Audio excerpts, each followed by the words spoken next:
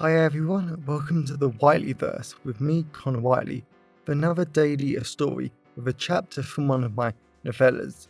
Before I start today's chapter, please remember to like, comment and subscribe to the channel so you don't miss any new content, and the engagement really helps the Whiteleyverse with the YouTube algorithm. Also, if you want to buy this book and any of my other fiction, then they're all available from all major ebook retailers. You can order the paperback and hardback copies from Amazon, your local bookstore and local library if you requested. Also, if you want the AI generated audiobook, then you can get it from selected audiobook platforms and library systems like Kobo, Spotify, Barnes & Noble, Google Play, Baker & Taylor, Biblioteca and Overdrive. Now, here's today's chapter. I hope you enjoyed as much as I did writing it. Chapter 1. The 18th of May 2023. Canterbury, England.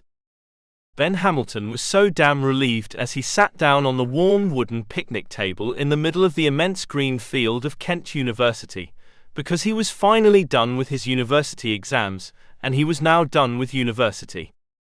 At last. He smiled as he watched an endless stream of other young university students walk down the long sloping concrete path down the hill, next to the field he was sitting in, as they were all probably going home to pack up their houses, leave and run like hell away from this place. Ben couldn't blame them at all. It was a wonderful warm sunny day without a cloud in the sky. It was meant to heat up even more in the afternoon instead of cooling off, and then, despite how many parties were going on tonight to celebrate the end of third-year exams, he doubted anyone would really be going. Everyone wanted to go home and enjoy the summer with their friends, family and loved ones.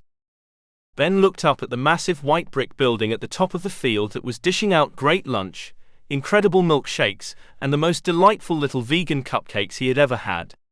Ben really enjoyed how the cafe made the aromas of mint, vanilla and rich coffee filled the air that left the great taste of coffee cake form on his tongue, exactly how his grandmother used to make it.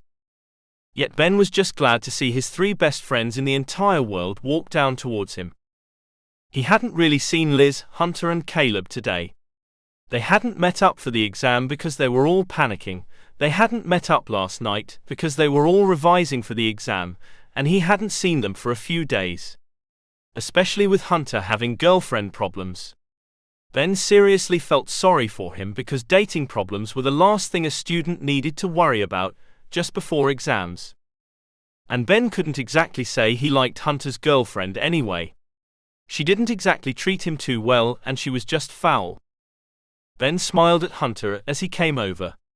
He had always been cute, hot, and just stunning with his broad shoulders and fit body, but Ben had accepted a long time ago that he wasn't going to get with Hunter. Which wasn't really a bad thing, he supposed, when there were so many other hot guys about.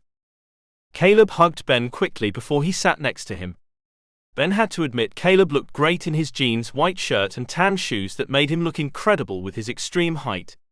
His girlfriend was always lucky, and she was always great to have around. "How did you find it?" Liz asked. Ben hugged her, and he really couldn't understand how she could possibly be wearing a black dress in heat like this. It was stupid, but he did love all of them. "It wasn't as bad as I thought for a physics exam. I would have preferred a question on thermal dynamics instead of pressure, but I think it went fine," Ben said. Liz looked into his eyes. "I thought Dr. Peterson said that force would be on the exam paper, so I focused so much on that. And it wasn't." Ben grinned at Hunter and Caleb and they just rolled their eyes. "You actually think you did bad? That isn't possible, you know, and you got 80s and high 70s as grades for everything else. One exam isn't going to ruin you," Ben said. "Exactly," Hunter said. "True, but I'm glad to be seeing the back of Mr. Peterson," Liz said. Ben laughed. He really wouldn't mind seeing the backside of Mr. Peterson daily. "Really, Ben?" Caleb asked. "Are you that sexually frustrated you would want to see Mr. Peterson's ass?" Ben really didn't want to talk about that, but Mr. Peterson did have a great ass, and he was actually a very good professor, something that was extremely hard to find these days. Anyway, Liz said, sitting down on the picnic table. "What are the three of you doing tomorrow till Sunday?" Ben shrugged. He didn't need to move out of his flat on campus for another month, and he had been focusing so much on the exams he hadn't given after the exams any thought. "Nothing," Ben said. Everyone else nodded and Liz jumped up. "That is brilliant, because I need all of you to come with me to the Cotswolds urgently." Ben just looked at Hunter and Caleb. "Remember the last time she did this and we were dragged off to Paris? Why? Because someone wanted new shoes." "That didn't matter," Liz said, knowing it was a lie. "And what about the time we urgently had to go into Wales, because someone wanted to see her favorite band?" Ben asked. "You loved fucking that Welsh boy," Hunter said. Ben grinned. That had been a great night. But he had never been in the real countryside before, and he really didn't see the appeal. Sure, nature was beautiful, perfect, and he had to admit that the pictures of the Cotswolds he had seen were stunning, with its rolling hills, cute villages, and perfect lifestyle. But he was a city boy through and through. He didn't want to go to the countryside, and it wasn't like there were going to be any cute men there to enjoy. Yet as much as Ben hated it, he would always do things for the friends he loved, and Liz was certainly one of those friends. "Fine then," Ben said. "What about the time you urgently needed us to attend your aunt's funeral that, may I say, was boring? Considering it was a 10-hour affair of boring speeches, awful music, and your boring family." Liz placed her hands on her hips. "Why do you think I needed you there?" Everyone laughed, and then Hunter leant forward. "Why do you apparently need us to go?" Ben shook his head as he realized that had to be the definition of famous last words, because they were trapped now, and they were going wherever Liz said. "We have to do to the Cotswold, because my brother and his boyfriend are having a secret engagement party on Saturday night, without our parents knowing.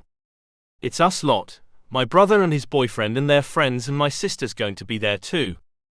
Ben smiled. Liz definitely had a hot brother, and his boyfriend was flat out stunning too, but he had to admit Liz's sister was just brilliant to be around, and she lived in Australia, so it was rare for them to see her. And Ben knew it wouldn't be a bad idea to talk to her, because of the master's program he had applied to was in Sydney. "Are we going then?" Liz asked. Ben laughed, because he would love nothing else than going to the Cotswolds for a secret engagement party for two beautiful men, for the best friends he loved, and the Cotswolds were a beautiful place too. Welcome back everyone, it's me again, Connor Whiteley. So I really hope that you enjoyed today's story, because I flat out love writing, creating stories and sharing them with you. If you really enjoyed today's story, then please remember to like, comment and subscribe to the channel so you don't miss any new content, and the engagement really helps the Whiteleyverse with the YouTube algorithms. And if you want to buy this short story or any of my other fiction, then they're available from all major ebook retailers, and you can get them from your local library if you requested, and you can order the paperback copies from Amazon, your local bookstore or local library if you request it. Lastly, if you want to support the channel on a one-off basis, then you can now buy me a coffee at buymeacoffee.com/Connor Whiteley. Also, if you know anyone who would enjoy today's story, then please share it with them. I'm always really grateful when you wonderful people help us spread the word about the channel. So, thanks for watching the Whiteleyverse, and I'll see you again soon.